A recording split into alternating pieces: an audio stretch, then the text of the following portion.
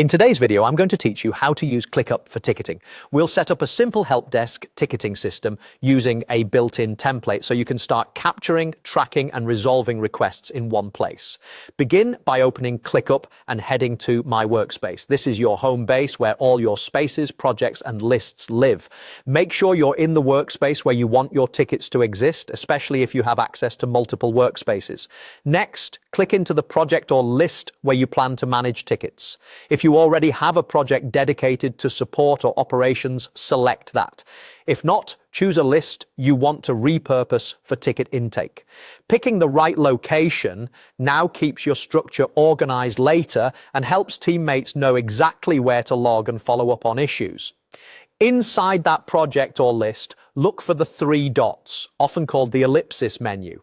Click on the three dots to open the Actions menu for this location. From here, click on Templates. This opens the template tools so you can quickly bring in a pre-built setup rather than creating everything from scratch. Then click on Browse Templates to open the full template library. In the template library, use the search bar and type the word ticket. This narrows things down to options designed for request intake and tracking. From the results, click on Help Desk Ticket. This template is designed for support workflows and typically includes ticket-specific statuses, fields like priority and requester, and views that make triaging and resolving issues easier.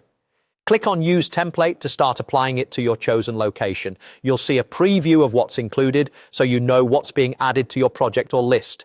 If there are import options, leave them as is, unless you already know you want to tweak them. The default setup works well for most teams. When prompted, click on the name field. This is where you give your tickets list a clear, recognizable name, something like Help Desk Tickets or Support Queue.